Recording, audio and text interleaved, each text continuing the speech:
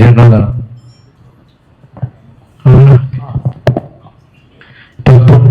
ഇപ്പൊ കുറെ കാലങ്ങൾക്ക് ശേഷമാണ് ഒരു നെഗറ്റീവ് ഷെയ്ഡുള്ള കഥാപാത്രത്തിലേക്ക് ഈ സിനിമയിൽ വരുന്നത്.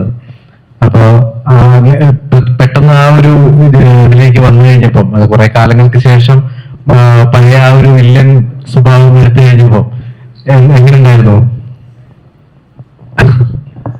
എന്നെ സംബന്ധിച്ച് ഞാൻ ഒരിക്കലും പണ്ടും ഇന്നും ഒരു കഥാപാത്രം ഒരു വില്ലനായിട്ടോ അല്ലെങ്കിൽ നായകനായിട്ടോ അല്ലെങ്കിൽ കോമഡി കഥാപാത്രമായിട്ടോ ഞാൻ കരുതാറില്ല. ഞാൻ ക്യാരക്ടർ എന്ന് വെച്ചാൽ ആ ക്യാരക്ടർ എന്താണെന്നുള്ളത് ഞാൻ വിശ്വസിക്കുന്നു.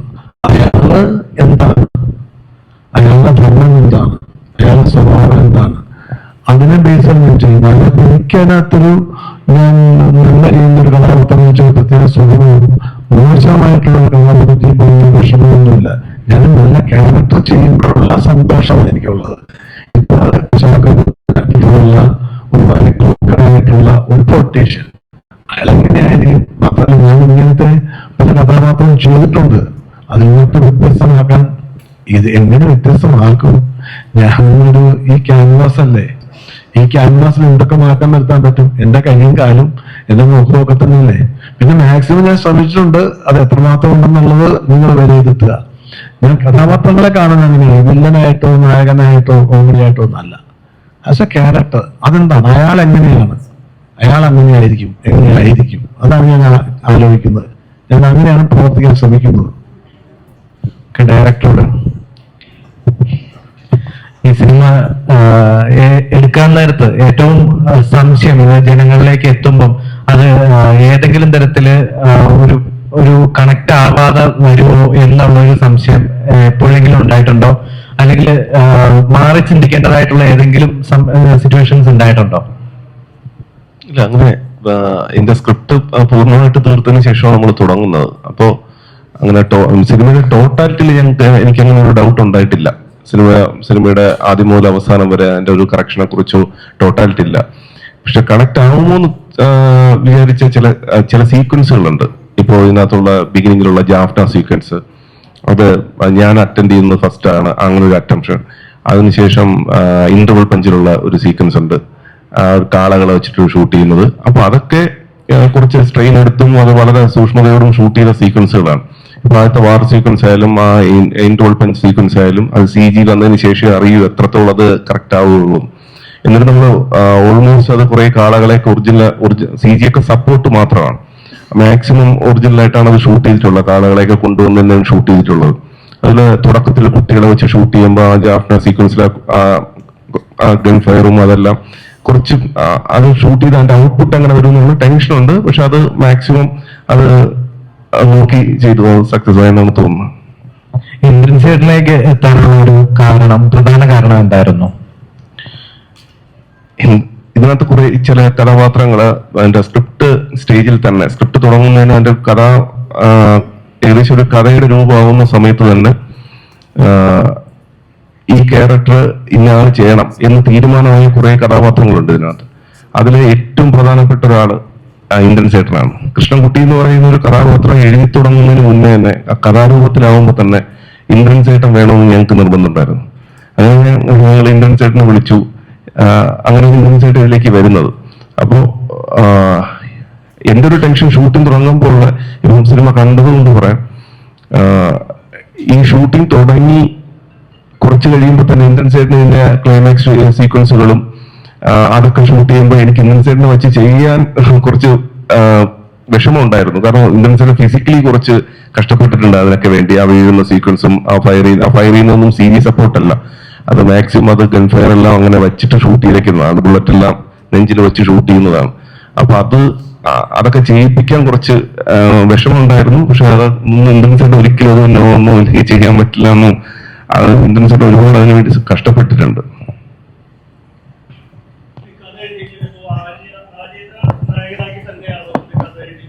അതെ അതെ, ഇതിന്റെ കഥയായതിനു ശേഷം അത് തിരുവനന്തപുരത്തിന് കേരളത്തിന് പുറത്തു നിന്ന് വരുന്ന ഒരു തമിഴ് ആളാണെന്ന് ആദ്യം തീരുമാനമായി. വെട്രി എന്ന് പറഞ്ഞ കഥാപാത്രം എഴുതുകയാണെങ്കിൽ തന്നെ നമ്മളുടെ ഡിസ്കഷനിൽ വന്ന ആദ്യത്തെ പേര് ആര്യ സാർ തന്നെയാണ്. അങ്ങനെയാണ് ആര്യ സാറിലേക്ക് പോകുന്നത്. ചേട്ടൻ എങ്ങനെയാണ് എത്തിയതെന്നുള്ളതെന്ന് പറയാം. അതെ, ഞാൻ പറഞ്ഞത് ഇതിനകത്ത് ഈ സിനിമയിൽ ഓൾമോസ്റ്റ് ഒരു 90% ക്യാരക്ടേഴ്സും നമ്മൾ എഴുതുമ്പോൾ ഇന്ന ആള് വേണം എന്നൊന്ന് നിർബന്ധവും എഴുതിയ ആളാണ്. അങ്ങനെ ഇതിന്റെയൊക്കെ ഒരു വളരെ ഏർലി സ്റ്റേജിൽ വിളിച്ചിട്ടുള്ള ഒരാളാണ് സാബുക്ക്. അതുപോലെ തന്നെ ഈ മുരളീഗോപിച്ചേട്ടൻ അമ്മയായിട്ട് അഭിനയിക്കുന്ന ചേച്ചി ഭയങ്കര പെർഫോമൻസ് ആയിരുന്നു. അപ്പൊ ഇപ്പോ നിലനിൽക്കുന്ന അമ്മമാരില് അമ്മേനെ തന്നെ കാസ്റ്റ് ചെയ്തത് ശരിക്കും പറഞ്ഞു കഴിഞ്ഞാൽ കഥാപാത്രം ഏറ്റെടുത്തത് ഭംഗിയായിരുന്നു തോന്നുന്നുണ്ട്. അതെ അതെ, അത് അമ്മ രണ്ട് കാര്യങ്ങളാണ്. ഒന്ന്, ആ ഏജിലുള്ള അമ്മ അതുപോലെ ഒന്ന് വേണം. രണ്ട്, നമ്മൾ അവിടെ ഫോട്ടോ വയ്ക്കാൻ തീരുമാനിച്ചത് സത്യൻ സാറിന്റെ ഫോട്ടോയാണ്. അപ്പൊ സത്യൻ സാറിന്റെ ഫോട്ടോ വെക്കുമ്പോൾ ആ കാലഘട്ടത്തിൽ അഭിനയിച്ചിരുന്ന ഒരു അമ്മ വേണമെന്ന് നമുക്ക് നിർബന്ധം ഉണ്ടായിരുന്നു. അപ്പൊ അത് കുറച്ചുകൂടി റിലേറ്റ് ചെയ്യും എന്ന് വെച്ചിട്ടാണ് അമ്മയെ വെച്ചത്. അതുപോലെ അപ്പാനിശ്വരത്തിന് സെന്റിമെന്റ്സ് ഡയലോഗാണ് കൊടുത്തത്. ഏറ്റവും പഞ്ചായത്ത് അങ്കമാലിയുടെ രസത്തിന് ശേഷം അപ്പാനി അതിൽ ഭയങ്കര പെർഫെക്റ്റ് ആയിട്ട് ചെയ്തിട്ടുണ്ടായിരുന്നു. എന്ത് തോന്നുന്നു അതിനെ പറ്റി പറയാനേ? അതെ, നമുക്ക് ശരത്തെല്ലാം നന്നായിട്ട് എല്ലാവരും, ഞാൻ പോയി ശരത്ത് അത് ഗംഭീരമാക്കി. അതുപോലെ ഇതിനകത്തുള്ള ഓരോരുത്തരും അത് ആ ക്യാരക്ടേഴ്സ് അതാണ് ഞാൻ പറഞ്ഞത്. നമ്മൾ എഴുതുന്ന സമയത്ത് നമുക്ക് ഇന്ന ആള് വേണമെന്ന് തീരുമാനിച്ചിരുന്നത് കൊണ്ട് തന്നെ അവരെയൊക്കെ ഓൾമോസ്റ്റ് എനിക്ക് കിട്ടുകയും ചെയ്തു. എല്ലാവരും അതാ 90% മേലിൽ അവരെ തന്നെ കിട്ടുകയും ചെയ്തു. അതുകൊണ്ടാണ് അത് എഴുതിയൊരാണ് ചിലപ്പോൾ ആ ആളല്ല വേണ്ടിയിരുന്നെങ്കിൽ ചിലപ്പോൾ പറ്റില്ല. ശരത്തൊക്കെ ഇതിന്റെ വേരി ഏർലി സ്റ്റേജിൽ ഇതിനകത്ത് ഇന്നായ ആളാണ്. ഈ ശാന്തിയിലേക്ക് എത്തുന്നത്, ശാന്തിയുടെ ക്യാരക്ടർ ഭയങ്കര പവറുള്ളതായിരുന്നു.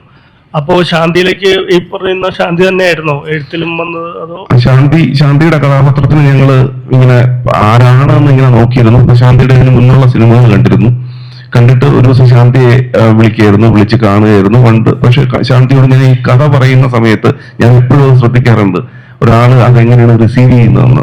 അപ്പൊ അത് ശാന്തി ആ ക്യാരക്ടറിന് ആപ്റ്റാണ്, പക്ഷെ അത് റിസീവ് ചെയ്യുന്ന രീതിയാണെന്ന് നമുക്കറിയാം. അത് അവർക്ക് കറക്റ്റ് ആയിട്ട് കിട്ടിയിട്ടുണ്ടെന്ന്. ഇപ്പൊ നിഖിൽ ഉൾപ്പെടെ അങ്ങനെയാണ് വന്നത്. അപ്പൊ ശാന്തിയുടെ കേസിൽ ശാന്തി ആ കഥ കേട്ട സമയത്ത് തന്നെ അറിയാം ശാന്തി ഇത് ചെയ്താൽ നന്നാവുന്നു. കാരണം അതൊരു കറക്റ്റ് മീറ്ററിംഗ് പോയിന്റ് ആണ്. ഇല്ലെങ്കിൽ അത് അങ്ങോട്ടും ഇങ്ങോട്ടും മാറിപ്പോകാൻ പറ്റുന്ന ഒരു കഥാപാത്രമായിരുന്നു. ശാന്തിക്ക് അങ്ങനെ അതിന് വേണ്ടി വേറൊരു ഓപ്ഷൻ ഇല്ലായിരുന്നു നമ്മുടെ മുമ്പിൽ.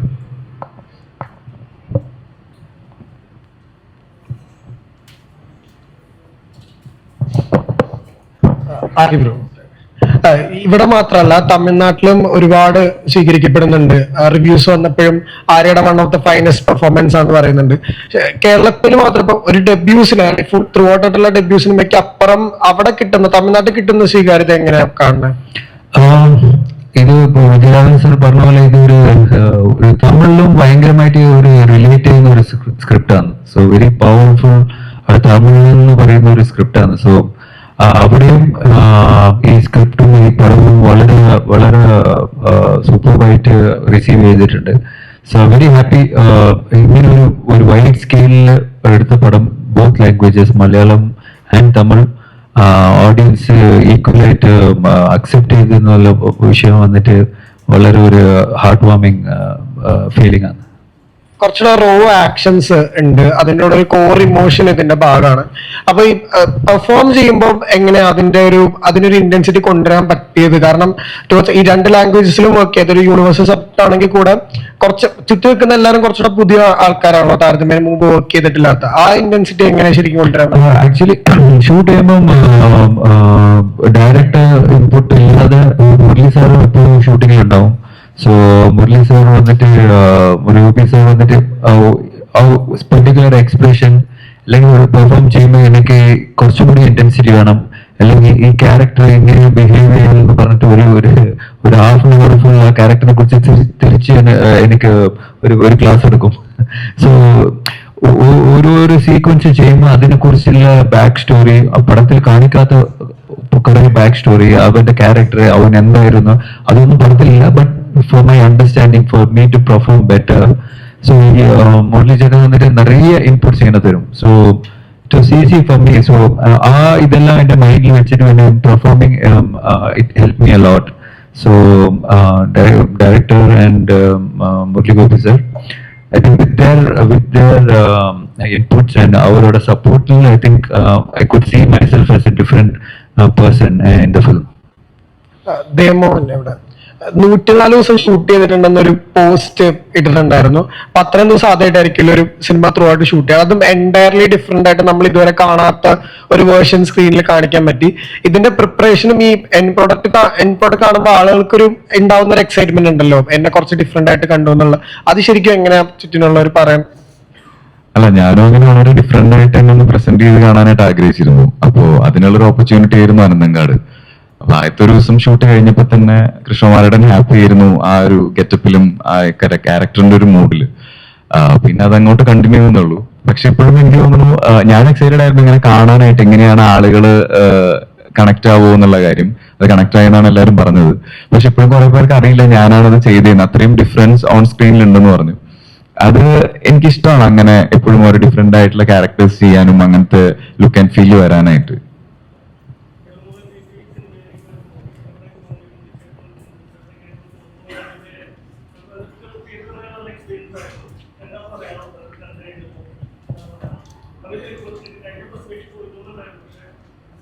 ഓക്കെ. അല്ല, ഞാൻ ഇന്ദ്രൻസിനോട് മുമ്പ് വർക്ക് ചെയ്തിട്ടുണ്ട്. അപ്പൊ ഞങ്ങൾ തമ്മിലൊരു പരിചയം ഓൾറെഡി ഉണ്ടായിരുന്നു. മുരളീശ്വരനോട് ആദ്യമായിട്ടാണ്. പിന്നെ ചേട്ടനാണ് ഞാൻ മുമ്പ് പറഞ്ഞിട്ടുണ്ട് സ്ക്രിപ്റ്റ് എല്ലാം ഫുൾ നറേറ്റ് ചെയ്ത് തന്നത് from the beginning till end.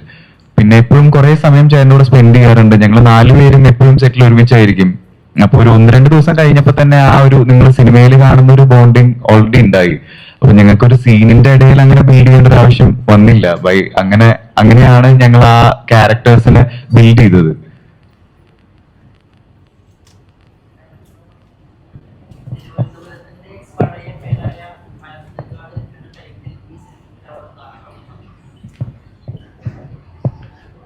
അത് തിരുവനന്തപുരത്തിന്റെ ഒരു വളരെ പുരാതനമായിട്ടൊരു പേരാണ്. പത്മനാഭസ്വാമി ക്ഷേത്രത്തിന്റെ ചരിത്രമായിട്ട് ബന്ധപ്പെട്ടാണ്.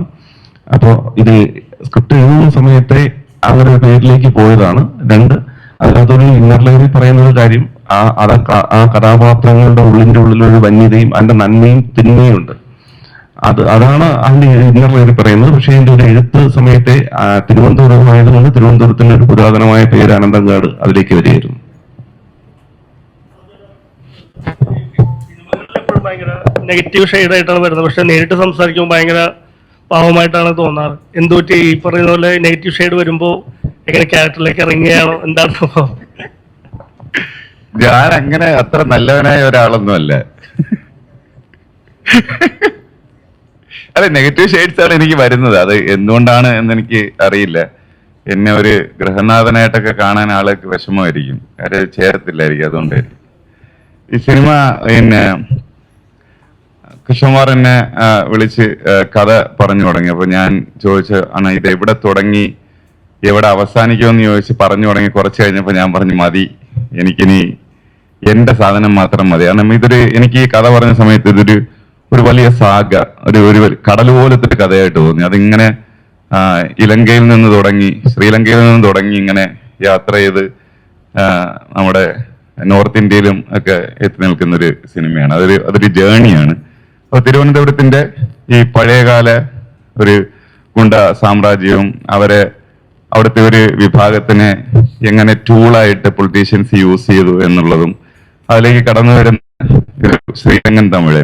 അപ്പൊ അതിൽ ഈ തിരുവനന്തപുരത്തിനും തമിഴ്നാട്ടിനും തമ്മിലുള്ള ഒരു ഭയങ്കര കണക്ഷൻ ഉണ്ട്. ഒരു ചരിത്രപരമായ കണക്ഷൻ, ഭാഷാപരമായ സാംസ്കാരികപരമായിട്ടുള്ള. അപ്പം അതെല്ലാം കൂടെ ചേർന്നിടിയ ഒരു തിരുവനന്തപുരത്തിന്റെ ഒരു വേറൊരു സത്തായിട്ട് എനിക്ക് തോന്നി. അപ്പൊ അതിലൊരു ചെറിയ കഥാപാത്രമാണ് ഞാൻ ചെയ്തിട്ടുള്ളത്. എന്നോട് പറഞ്ഞ് നിങ്ങളെയും ഒരു ടൂളായിട്ട് യൂസ് ചെയ്ത് ഈ കഥയുടെ കഥാഗതിയെ മാറ്റിവിടാനുള്ള കഥാപാത്രമാണ് സാബു ചെയ്യണമെന്ന് പറഞ്ഞ് അങ്ങനെ ചെയ്തതാണ്. തെക്കൻ വടക്കൻ തെക്കനോട് മുട്ടുമ്പോൾ കുറച്ച് സൂക്ഷിച്ചു മുട്ടണം എന്നുള്ള ഒരു ഡയലോഗിന് ഒരു ഉത്തരം പറയുന്നുണ്ട്. അത് ഭയങ്കര അടിപൊളിയായിരുന്നു. തെക്കനോട് മുട്ടുമ്പോ സൂക്ഷിച്ചു മുട്ടണോ? സ്ഥിരമായിട്ട് പറയുകയും കേൾക്കുകയും ചെയ്യുന്ന ഒരു കാര്യമാണ്. അതൊന്ന് ഔദ്യോഗികമായിട്ട് പറയാൻ പറ്റി.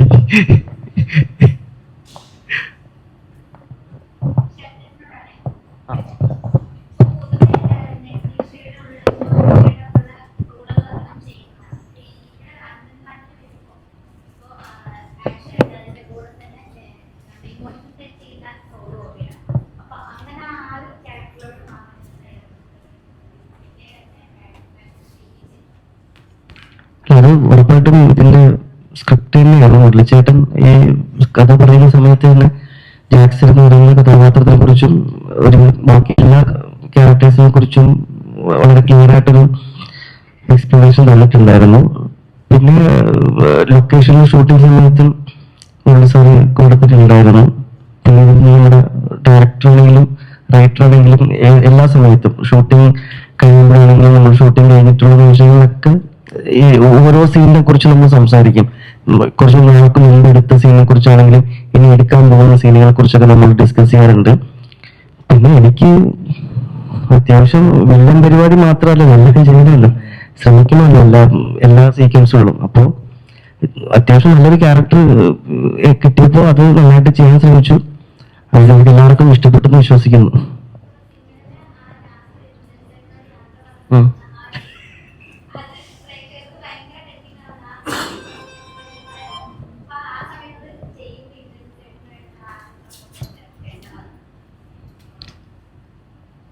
ഇന്ദ്രൻസേട്ടൻ ഞാൻ ഇന്ദ്രൻസനോട് ഞാൻ പറഞ്ഞിട്ടുണ്ട് ഇതിനു മുമ്പ്.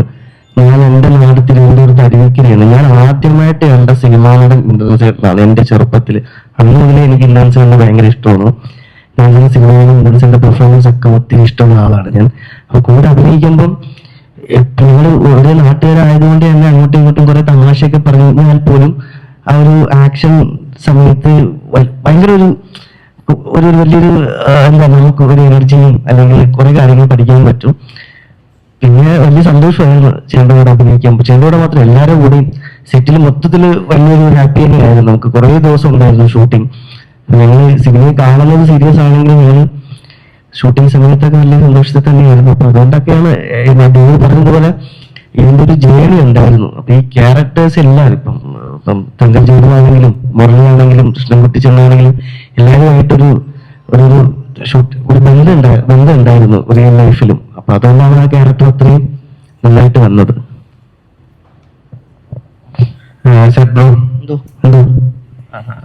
ഇപ്പം മുരളിയേട്ടന്റെ ഒരു സ്ക്രിപ്റ്റ് എന്ന് പറയുമ്പോൾ തന്നെ നമുക്കൊരു സാധാരണ ഒരു പ്രേക്ഷകനെ സംബന്ധിച്ചിടത്തോളം അവർ കണക്കൂട്ടുന്നത് എന്തെങ്കിലുമൊക്കെ അതിനകത്ത് വ്യത്യസ്തമായിട്ട് കാണും.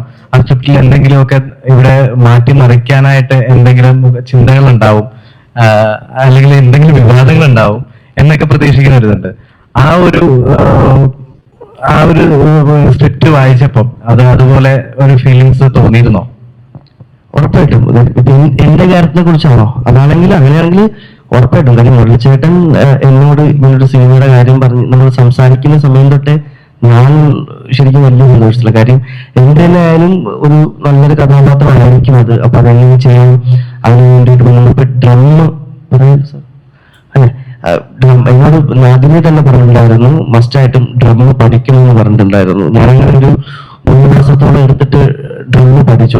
എനിക്ക് ഓരോ വീക്കെൻഡും ഡ്രം പഠിച്ച വീഡിയോസ് ഡയറക്ടറിനും മുരളിച്ചേക്കും ഞാൻ അയച്ചു കൊടുക്കും. അത് ഓക്കെ ആണെങ്കിൽ തിരിച്ച് ഷാക്ക് ഇതിങ്ങനെ ഒന്ന് ശ്രമിച്ചു നോക്ക്, സ്റ്റിക്ക് നടക്കുന്ന ഇങ്ങനെയാണ്, അങ്ങനെ ശ്രമിച്ചു നോക്ക്. ജാക്സൺ ഇതേ രീതിയാണ് ജാക്സന്റെ ഒരു ബോഡി ലാംഗ്വേജ്. ഒരേ സമയത്ത് ഫണ്ണും ഒരേ സമയത്ത് പെട്ടെന്ന് വാങ്ങുന്നുണ്ടാവും, പക്ഷെ ഉള്ളിൽ ഏറ്റവും പാവമാണ്. അപ്പൊ അങ്ങനെ ഒരു ആക്ടറെ സംബന്ധിച്ച് അങ്ങനെയുള്ള കുറെ ക്ലാസ്സുകൾ കിട്ടുന്നത് എപ്പോഴും നല്ലതാണ്. അപ്പം അതുകൊണ്ടാണ് ഈ ക്യാരക്ടർ അത്രയും എനിക്ക് ഇഷ്ടപ്പെട്ട് ചെയ്യാൻ സാധിച്ചതും നിങ്ങൾക്ക് ഇഷ്ടപ്പെട്ടതും. അതുപോലെ ഒരു പരിധിവരെ നമ്മള് കുറ്റവാളികളായിട്ട് ഉള്ള ആൾ, അതായത് കുറ്റവാളികളായിട്ട് ഒരു സമയത്തുണ്ടായിരുന്ന ആള്, അവര് എത്ര മാറാൻ ശ്രമിച്ചാലും മാറാൻ പറ്റാത്ത ഒരു സമൂഹം നമുക്കിവിടെ ഉണ്ട്. അതേപോലെ തന്നെ എന്തെങ്കിലുമൊക്കെ ഒരു ബാക്ക്ഗ്രൗണ്ട് വെച്ചിട്ട് അവരെ ഒരു പോർട്രേറ്റ് ചെയ്യുന്ന ഒരു രീതിയുണ്ട്. ഇപ്പൊ സൗജന്യ എത്ര തന്നെ കാലം കഴിഞ്ഞു കഴിഞ്ഞാൽ പോലും പേര് പറയുമ്പം തരിയുടെ പഴയ ആ ഒരു പ്രോഗ്രാമിനെ ആ പേര് അതിന്റെ കൂടെ ചേർന്ന് പോയൊരു സമയമുണ്ട്. അപ്പൊ അതിനെ ആ ഒരു യുവിനോട് എങ്ങനെ കാണുന്നത്? പറഞ്ഞു വന്നപ്പോഴേ ഈ റിപ്പർ ചന്ദൻ എന്ന് പറഞ്ഞിട്ടൊരു കുറ്റവാളി ഉണ്ടായിരുന്നു. അതായത് വീടുകളിൽ കയറി ആളുകളെ തലയ്ക്കടിച്ചു വന്നിട്ട് ആഭരണങ്ങൾ മോഷ്ടിച്ചുകൊണ്ട് പോണ്. റിപ്പർ ചന്ദൻ ഒരു ക്രിമിനലാണ്. തരികട സാബ് ഒരു ആർട്ടിസ്റ്റാണ്. തരികട എന്ന് പറയുന്ന പ്രോഗ്രാമിന്റെ പേരാണ്. You are connecting entirely different points. Tharikida ഞാൻ ചെയ്തിരുന്നൊരു പ്രാങ്ക് ഷോ ആണ്. സൗത്ത് ഇന്ത്യയിൽ ഫസ്റ്റ് ടൈം പ്രാങ്ക് ഷോ ചെയ്ത ആള് ഞാനാണ് ടെലിവിഷന്റെ ചരിത്രത്തിൽ. അതായത് സൗത്ത് ഇന്ത്യൻ ടെലിവിഷൻ ചരിത്രത്തിലെ ഫസ്റ്റ് പ്രാങ്ക് സ്റ്റോർ ഞാനായിരുന്നു. ആ ഷോയുടെ പേരാണ് തരികിട എന്നുള്ളത്. That's an award to me. കാരണം ഞാനത് ചെയ്യുന്നത് ഞാൻ കോളേജ് കഴിഞ്ഞിറങ്ങുന്ന സമയത്താണ്, അതായത് ഡിഗ്രി ജസ്റ്റ് കഴിഞ്ഞിറങ്ങുന്ന സമയത്ത്. ആ ഇത്രയും വർഷമായിട്ടും എൻ്റെ പേരിന്റെ കൂടെ അത് ഉണ്ട് എന്നുണ്ടെങ്കിൽ I am very proud of that name. ഞാൻ ചോദിച്ചത് ഈ സിനിമയായിട്ട് ബന്ധപ്പെട്ടാണ്. കാരണം സിനിമയിലൊരു നല്ലൊരു സമാധാനപരമായിട്ട് ജീവിക്കാൻ ശ്രമിക്കുന്ന ഒരു കൂട്ടം ആൾക്കാരിലേക്ക് അവരുടെ പഴയ പേര് വരുന്നു എന്നുള്ള രീതിയിലേക്ക് വരുന്നുണ്ട്. ആ ക്യാരക്ടറിനെ എന്നെ കൃഷ്ണകുമാർ ഏൽപ്പിച്ച സമയത്ത് എന്നോട് പറഞ്ഞിരുന്നത് എല്ലാവിധ ക്രൂരതയും റൈസിസവും എല്ലാം കൂടെ ആറ്റി കുറുക്കിയെടുത്ത ഒരു ചെറിയൊരു പീസാണ്. നിങ്ങളുടെ ശരീരത്തിൽ തന്നെ അതിന്റെ ആ വെറുപ്പ് പ്രകടമായിരിക്കണം. കാര്യം ഈ ക്ലാസ് ഓഫ് പീപ്പിളിനെ എനിക്കിഷ്ടമല്ല എന്നുള്ള. അപ്പൊ അതിനോട് ഒരു പരിധി വരെ നീതി പുലർത്തിയെന്ന് ഞാൻ വിചാരിക്കുന്നു. അപ്പൊ അത്രത്തോളം വിദ്വേഷം ഞാൻ മനസ്സിനകത്ത് എടുക്കേണ്ടി വന്നു. അത് അതിൽ കുറെ ഉണ്ടായിരുന്നു, കുറെയൊക്കെ അതിൽ നിന്ന് സിനിമയുടെ ഭാഗമായിട്ട് നീക്കം ചെയ്യപ്പെട്ടു. കുറെ സെൻസറുകാർ കളയാൻ സാധ്യതയുണ്ട്. കാര്യം കുറെ ഡയലോഗൊക്കെ സ്വന്തമായിട്ട് പറഞ്ഞോളാൻ പറഞ്ഞിരുന്നു. അതൊന്നും ഒരിക്കലും സെൻസർ ബോർഡ് അംഗീകരിക്കത്തില്ല. അങ്ങനെ അങ്ങ് അഭിനയിച്ചു പോയതാണ് സിനിമ. അതിന്റെ കൂടെ ഞാൻ നേരത്തെ പറയാൻ വിട്ടുപോയതൊരു സാധനം, ഞാൻ ഈ സിനിമ മുഴുവനായിട്ട് കണ്ടത് ഇന്ന് ആണ്. ഞാൻ ഭയങ്കരമായിട്ട് ഇംപ്രസ്ഡ് ആയി. ഞാൻ ആര്യെ പുകഴ്ത്താൻ വേണ്ടി പറയുന്നതല്ല, എനിക്ക് ശ്രീലങ്കൻ തമിഴ് ഭയങ്കര ഇഷ്ടമാണ്. ആ തമിഴിന്റെ ഒരു താളമുണ്ട്, അത് നമുക്ക് കേൾക്കുമ്പോൾ ഭയങ്കരമായിട്ട് കണക്ട് ആവുകയും ചെയ്തു. മലയാളത്തിന്റെ ഭാഷയുടെ ഒരു ഒഴുക്ക് ശ്രീലങ്കൻ ഭാഷയിലുണ്ട്, അതൊക്കെ നല്ല അടിപൊളിയായിട്ട് ചെയ്തിട്ടുണ്ട്. ആ ക്യാരക്ടർ ഭയങ്കര ഇമ്പാക്ട് ഉണ്ടാക്കിയ ക്യാരക്ടറായിരുന്നു. സോ അതിന്റെ ഒരു പാർട്ടാകാൻ കഴിഞ്ഞാൽ എനിക്ക് ഭയങ്കര സന്തോഷം. പിന്നെ തിരുവനന്തപുരവുമായിട്ട് എനിക്കുള്ളൊരു അഭേദ്യമായ ബന്ധമുണ്ട്, അതുകൊണ്ടും കൂടി അനന്തൻ കാടിന്റെ ഭാഗമായി കഴിഞ്ഞാൽ ഭയങ്കര സന്തോഷം. Thank you Krishnakumar. ഓക്കെ, ഡയറക്ടറോട് നാട്ടിൽ നടക്കുന്ന ഒരു കഥയാണല്ലോ, അതൊരു കാടിനോട് ചേർത്ത് ഒരു സ്റ്റോറിയിലേക്ക് കൊണ്ടുവരാനുള്ള ഒരു കാരണം എന്താ? അല്ല, അങ്ങനെ നാട്ടിൽ ഈ പറഞ്ഞില്ലേ, ആ പേര് അനന്തൻകാട് എന്ന് പറയുന്നത് തിരുവനന്തപുരത്തിനുള്ള പുരാതനമായ പേരാണ്. അത് കാട്ടിനോട് ചേർത്ത് വെച്ചിട്ടില്ല. അത് തിരുവനന്തപുരത്തുള്ളവർക്ക് അറിയാം, ചെങ്കച്ചുള എന്ന് പറഞ്ഞാൽ സിറ്റിയുടെ ഹൃദയഭാഗത്തിലുള്ള ഒരു ചേരിയാണ്. അപ്പൊ അത് 91 ഓൾമോസ്റ്റ് അങ്ങനെയായിരുന്നു. ഓൾമോസ്റ്റ് അങ്ങനെ തന്നെയാണ്. അത് ഫുള്ള് ഇപ്പൊ നിങ്ങൾ കാണുന്നതെല്ലാം സെറ്റിട്ടതാണ്. കാരണം ഇപ്പൊ അത് ഷൂട്ട് ചെയ്യാൻ പറ്റില്ല. പക്ഷെ ഞാൻ തിരുവനന്തപുരത്ത് ജീവിച്ചിരുന്ന ഒരാളാണ്. സ്കൂൾ കാലത്തൊക്കെ ഞാൻ ഒരുപാട് കണ്ടിട്ടുണ്ട്, എന്റെ സ്കൂളിൽ പഠിക്കുന്ന സമയത്തൊക്കെ ആ സ്ഥലമൊക്കെ. അപ്പൊ അതുകൊണ്ട് കുറച്ചും കൂടി അത് ആ സിറ്റിക്കുള്ളിലുള്ള ഒരു സ്ഥലമാണത്. അത് കാടുമായിട്ട് റിലേഷൻ ഇല്ല അതിന്. അതുപോലെ തന്നെ പോലീസ് ഒരു ക്രൂരത, നമ്മളിപ്പം ഇപ്പോഴത്തെ കറണ്ട് സിറ്റുവേഷനിലാണെങ്കിൽ പല തരത്തിലുള്ള കറണ്ട് സിറ്റുവേഷൻസ് ഉണ്ട്. ഇപ്പം കേസായിട്ടും രക്ഷാപ്രവർത്തനമായിട്ടും ഒക്കെ നമ്മൾ കാണുന്നതാണ്. അപ്പൊ പോലീസിന്റെ ഒരു ക്രൂരമായ രീതിയിലേക്കുള്ള ചില കാര്യങ്ങളൊക്കെ നമുക്ക് അതിനകത്ത് കാണാൻ സാധിക്കുന്നുണ്ട്. അപ്പൊ അത് അങ്ങനെ ഈ കറണ്ട് സിറ്റുവേഷനുമായിട്ടോ അല്ല കറണ്ട് ഇതുമായിട്ട് അഫയേഴ്സുമായിട്ട് എന്തെങ്കിലും ബന്ധപ്പെടുത്തി ചെയ്തതാണോ, അതോ നേരത്തെ തന്നെ അങ്ങനെ ഒരു കഥയിൽ ഉദ്ദേശിച്ചു വന്നതാണോ? ഈ കറണ്ട് സിറ്റുവേഷൻസ് ആയിട്ടൊന്നും ബന്ധമില്ല.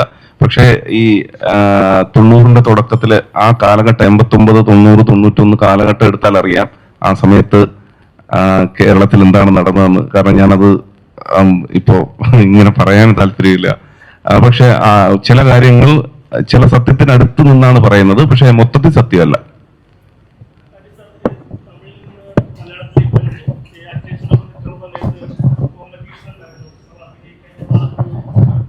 അഭിനയിക്കാനുള്ള ഒരു വ്യത്യസ്തത എന്തെങ്കിലും മലയാള സിനിമയിലേക്ക് വരുമ്പോ ഉണ്ടായിരുന്നു? ഇത് കൺവിൻസ് ആവുമോ എന്നുള്ള ഒരു പ്രശ്നം ഉണ്ടായിരുന്നു?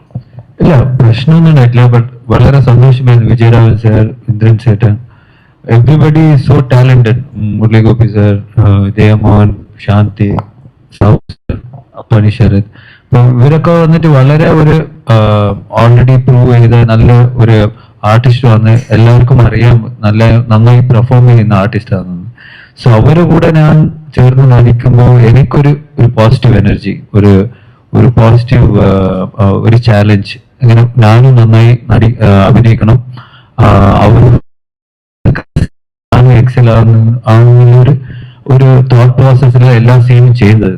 So it was very encouraging. ഒരു ഇങ്ങനെ ഇത്രയും വലിയ ആർട്ടിസ്റ്റ് കൂടെ അഭിനയിക്കാനുള്ള ഒരു ചാൻസും ഒരു ഓപ്പർച്യൂണിറ്റിയും, അതേസമയത്ത് സ്ക്രിപ്റ്റും സ്ക്രീൻ പ്ലേ, പടത്തിന്റെ ക്യാൻവാസും ഡയറക്ടർ കൃഷ്ണകുമാർ, സോ എല്ലാം ചേർന്നിട്ട് ഒരു ബ്യൂട്ടിഫുൾ എക്സ്പീരിയൻസ് ആയിരുന്നു.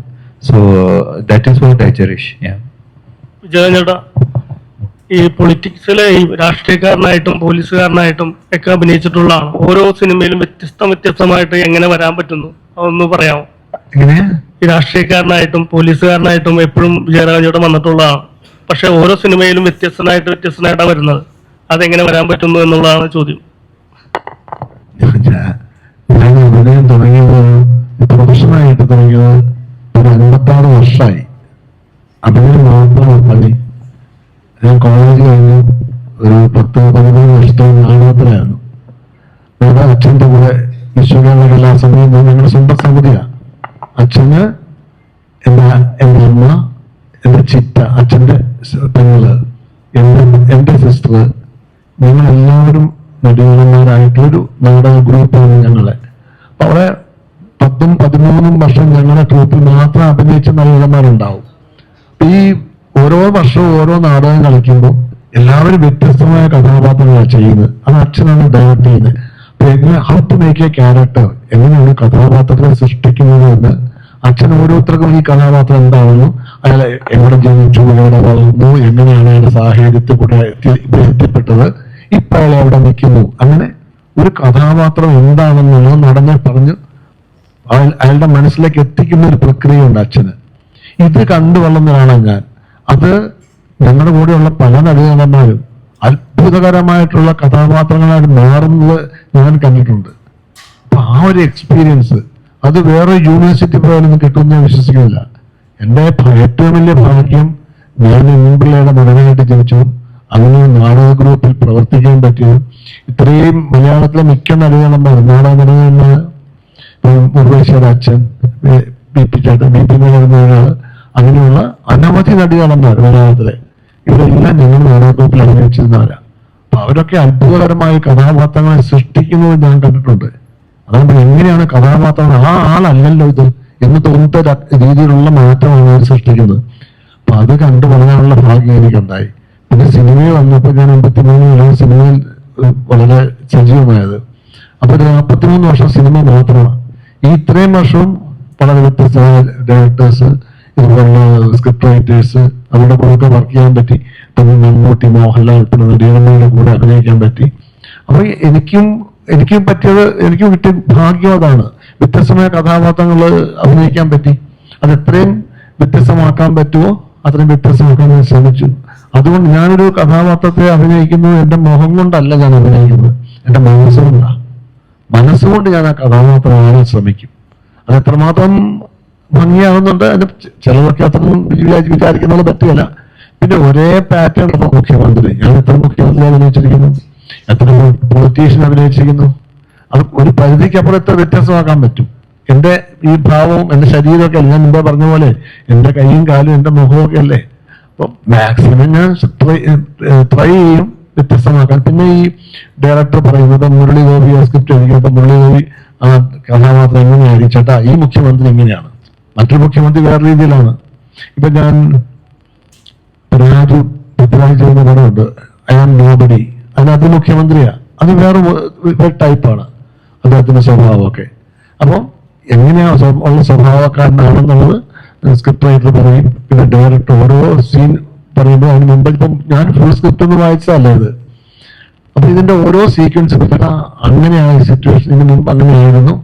ഇത് പറയുമ്പോൾ നമ്മളൊരു ബോധം ഉണ്ടാവും നമ്മുടെ മനസ്സിൽ. നമ്മുടെ മനസ്സാണ് ഇതെല്ലാം പ്രവർത്തിക്കുന്നത്. അതിങ്ങനെയുള്ള ആൾക്കാരോട് പ്രവർത്തിക്കാൻ പറ്റിയെന്നുള്ളതാണ് പുതിയ ഷാരിയോട് അഭിനയിക്കാൻ പറ്റും. വലിയ ഭാഗ്യമാണ്. ഇപ്പം നിങ്ങൾ ചോദിച്ച തമിഴ് ഇങ്ങനെ മലയാളത്തിൽ വന്നിട്ട് മലയാളിയാണ്, അദ്ദേഹത്തിന് തമിഴും മലയാളവും അദ്ദേഹത്തിന് ഏത് റേഞ്ചിൽ പോകാൻ പറ്റും. അതായത് തമിഴ് ചെയ്യുമ്പം തമിഴ് പലപ്പോഴും ചിലപ്പോൾ എക്സാജറേഷൻ വേണം. പക്ഷെ ഇപ്പൊ അതില്ല. ഇപ്പം പലരും വളരെ റിയലിസ്റ്റിക് ആയിട്ടാണ് ചെയ്യുന്നത്.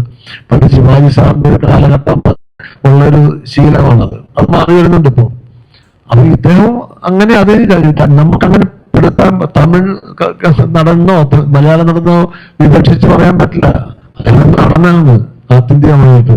അത് അദ്ദേഹം ഇപ്പൊ ഈ സിനിമ കാണുമ്പോൾ തന്നെ മനസ്സിലാവുമല്ലോ. അപ്പൊ നമ്മുടെ കൂടെ നിന്ന് അഭിനയിക്കും അല്ലെങ്കിൽ തോന്നി എന്നൊക്കെ അദ്ദേഹം ചോദിക്കും. അദ്ദേഹം കൂടെ നിന്ന് അഭിനയിക്കുമ്പോൾ നമുക്ക് ക്യാരക്ടർ അവസാന നിമിഷം എന്നെ വെടിവെക്കുന്ന സമയത്തൊക്കെ ഇദ്ദേഹം നോക്കുമ്പോൾ ഞാനൊക്കെ ഭയം തോന്നണമെങ്കിൽ അദ്ദേഹത്തിന്റെ നിപ്പ് കാണണം. ആ ചൂണ്ടി നിൽക്കുമ്പം എത്രയും ഗംഭീരനായ ഒരു മനുഷ്യനാണെങ്കിലും ധീരനാണ്, എന്തും ചെയ്യാൻ മടിയില്ലാത്തവരാണെങ്കിലും ഒരു പകപ്പുണ്ട് അയാളുടെ. ആ പകയ്ക്കണമെങ്കിൽ നമ്മുടെ ഓപ്പോസിറ്റ് നിൽക്കുന്ന ആൾ അതുപോലെ അഭിനയിക്കണം. അഭിനയിക്കാൻ മീൻസ് അയാളുടെ ആ ഒരു മാനസികമായിട്ട് ആ അവസ്ഥ ഉണ്ടാവണം. അപ്പം ഞങ്ങളെ പൊടിപടലമുള്ള ഇവിടെ ജയ്സാൽമി എന്ന സ്ഥലത്താണ്. മുഴുവൻ പൊടിയും കാറ്റും, അങ്ങനെ എല്ലാവരും അവശരായി അവിടെ വെച്ചാണ്. പക്ഷെ അവിടെ ഇദ്ദേഹം തോക്കുമായിട്ട് നിൽക്കുന്ന കാണുമ്പോൾ നമുക്ക് ശരിക്കും ഭയം തോന്നിപ്പിക്കണം. അതാണ് നടൻ. അങ്ങനെയുള്ളവരുടെ കൂടെ നിൽക്കുമ്പോൾ ഞാനും അറിയാതെ എന്തെങ്കിലും ഉണ്ടാവും. അതാണ് ഒരു കൊടുക്കൽ വാങ്ങലുണ്ട് നടികന്മാർ തമ്മിൽ. അതാണ് നമ്മുടെ സിനിമയുടെ ഏറ്റവും വലിയ വിജയം, പ്രത്യേകിച്ച് മലയാളത്തില്. ശാന്തി ക്യാരക്ടറിലേക്ക് വരുമ്പോ ഈ ക്യാരക്ടറിലെ ഡയലോഗ് അതുപോലെ തന്നെ കഥാപാത്രം എല്ലാം ടൈപ്പ് കാസ്റ്റ് ചെയ്യപ്പെടുകയോ ഇനി വരാൻ പോകുന്ന ഇതിലേക്ക് ഇങ്ങനത്തെ ഒരു റോൾ വരുമ്പോ അങ്ങനെയുള്ള പേടി എന്തെങ്കിലും ഉണ്ടായിരുന്നോ? എങ്ങനെയായിരുന്നു? ഭദ്രമായിരുന്നു? എന്നെ സംബന്ധിച്ചിടത്തോളം എന്റെ കരിയറിൽ ഞാൻ ഇങ്ങനത്തെ ഒരു ക്യാരക്ടർ ആദ്യമായിട്ടാണ് പ്ലേ ചെയ്യുന്നത്. അപ്പോൾ ഇനി വരുന്ന ക്യാരക്ടർ എന്തായിരിക്കും എനിക്ക് അറിയില്ല. സോ അത് എനിക്ക് പ്രെഡിക്റ്റ് ചെയ്യാൻ പറ്റില്ല. അത് നമ്മൾ റിപ്പീറ്റ് ചെയ്യാതെ നോക്കണം. പക്ഷെ ഐ മീൻ ഇങ്ങനത്തെ ഒരു ക്യാരക്ടർ എനിക്ക് ആദ്യമായിട്ടാണ് കിട്ടുന്നത്. അപ്പൊ I don't have that worry.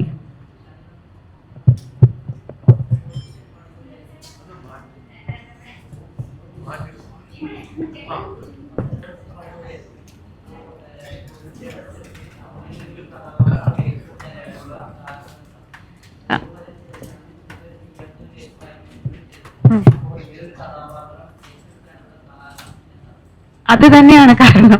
എല്ലാ ആക്ടേഴ്സും ഒരു കഥാപാത്രത്തിനെ അവതരിപ്പിക്കണമെന്ന് അതുപോലത്തെ ഒരു ഓപ്പർച്യൂണിറ്റി ആയിരുന്നു. പിന്നെ ഞാൻ മുമ്പ് പറഞ്ഞ പോലെ മുരളിച്ചേട്ടൻ എഴുതുന്ന കഥാപാത്രങ്ങളുടെ സ്ക്രീൻ ടൈം അനുസരിച്ചിട്ടല്ല അവരുടെ ഡെപ്ത് ഉണ്ടാവുക.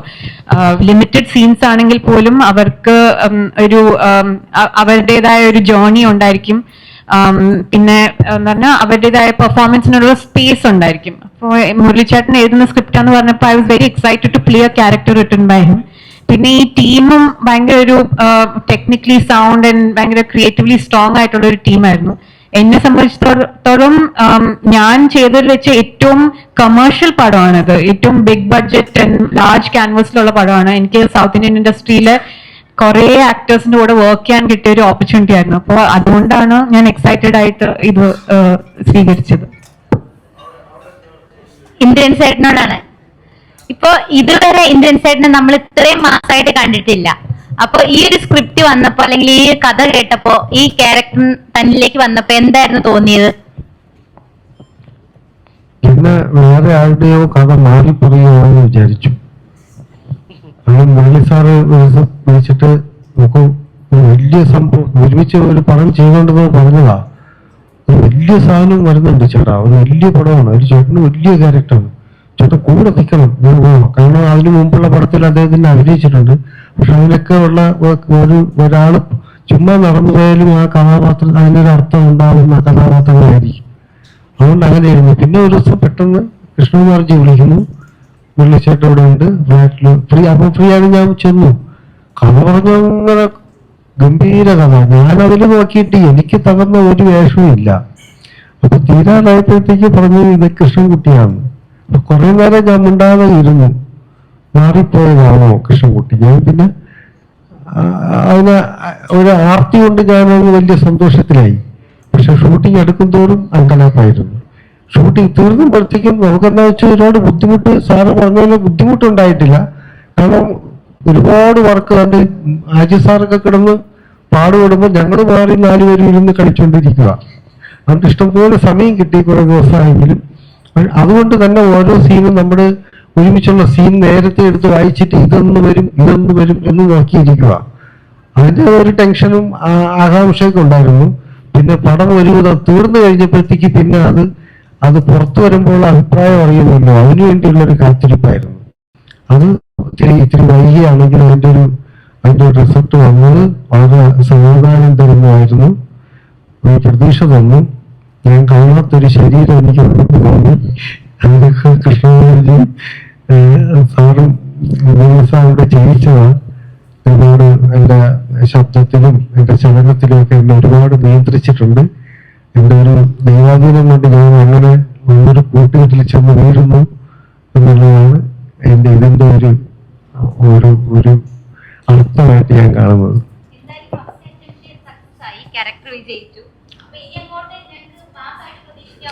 ഉറപ്പായിട്ടും ഇനി ഞാൻ അടങ്ങി വെക്കില്ല.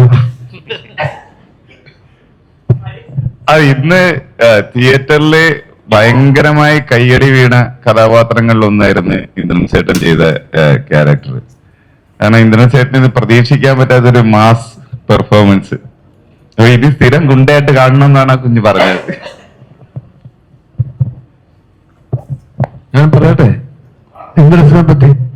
അല്ല, ഇപ്പൊ നിങ്ങളൊക്കെ പറഞ്ഞ ഇന്ദ്രൻസ് മാസായിന്ന് ഒരു ഒറ്റ അടി പോലും ആരെയും അടിച്ചിട്ടില്ല.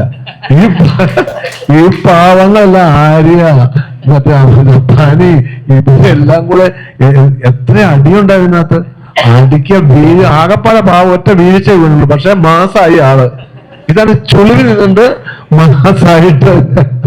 അങ്ങനെ പറയും.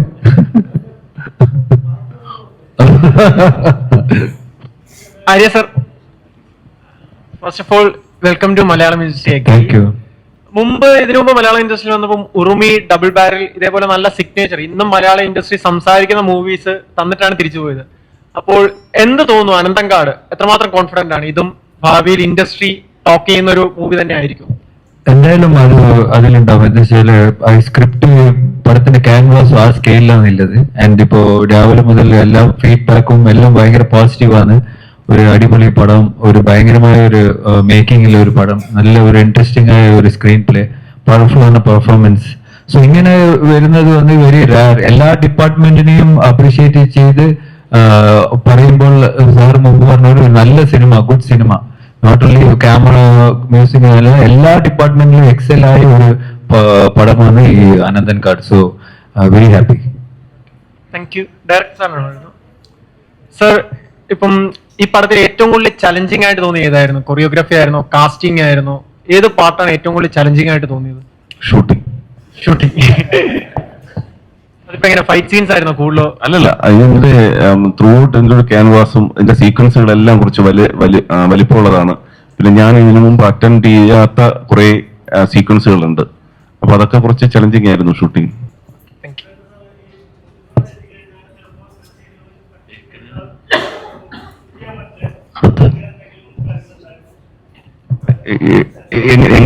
സെൻസറിങ്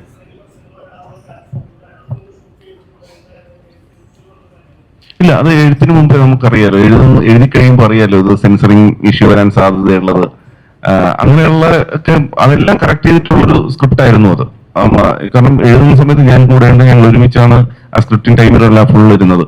അപ്പൊ ആ സമയത്ത് നമ്മൾ അങ്ങനെയുള്ള പറയാൻ പാടില്ലാത്ത കാര്യങ്ങൾ കട്ട് ചെയ്യുകയും പറയണമെന്ന് തീരുമാനിച്ച കാര്യങ്ങൾ പറഞ്ഞിട്ടുണ്ട്. ഇപ്പോ ഈ സിനിമയിൽ എന്ത് പറയണമെന്ന്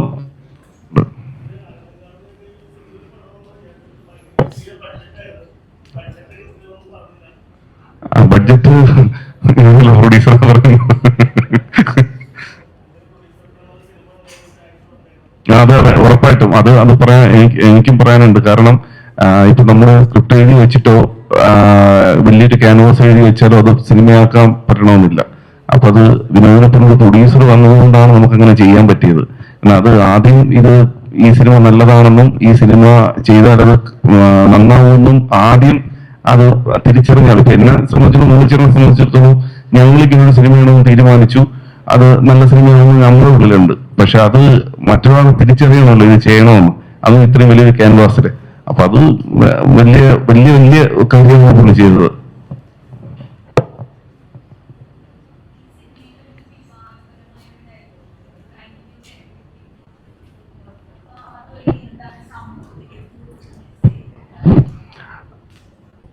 സമൂഹത്തിൽ മെസ്സേജ് കൊടുക്കാനൊന്നുമല്ല.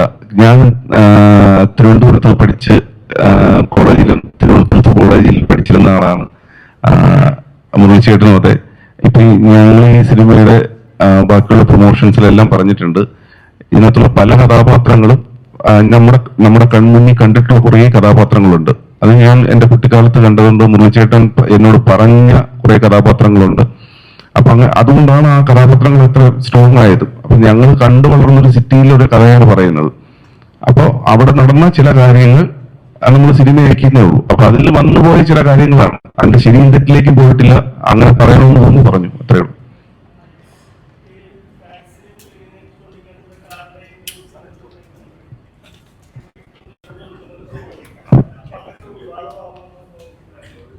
ഇല്ല, അങ്ങനെ തോന്നിയിട്ടില്ല. അങ്ങനെ പറയണമെന്ന് തോന്നി പറഞ്ഞേ ഉള്ളൂ. എന്തേ നിഖിലാബിലുണ്ടായിരുന്നു എല്ലാ പ്രൊമോഷനും. ഇന്നോട് ആകാൻ പറ്റാത്തതുകൊണ്ടാണ്. ദുബായിലുണ്ടായിരുന്നു, ഞങ്ങളുടെ എല്ലാ വീഡിയോസും ഉണ്ടല്ലോ, എല്ലാ പ്രൊമോഷനും ഉണ്ട്. ചോദ്യത്തിന്റെ അർത്ഥം മനസ്സിലായി. ആ സീൻ എടുക്കുമ്പോ അവരവിടെ ഉണ്ട്. അതെ, ഞാനുണ്ടല്ലോ ആ സീൻ ഷൂട്ട് ചെയ്യുമ്പോ.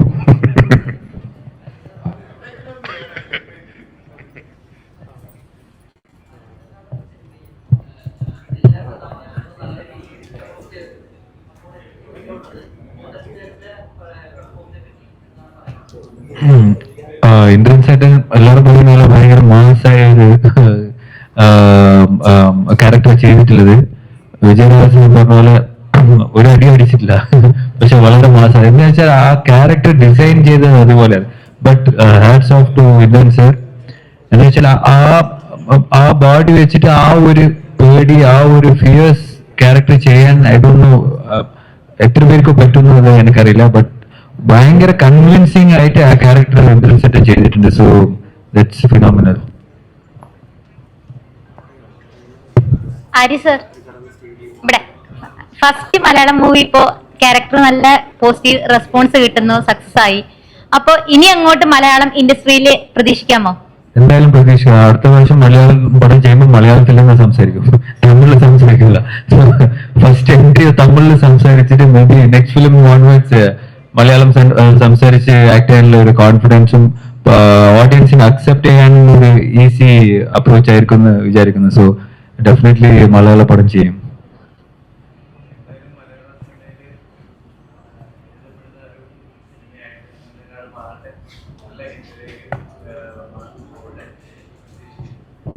Thank you so much. Personally കേൾക്കുന്നില്ല.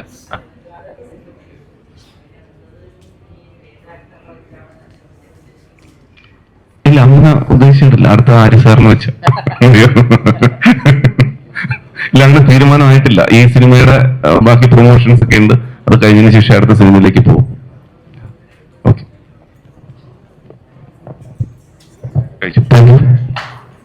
എല്ലാവരും നന്നായി നമ്മുടെ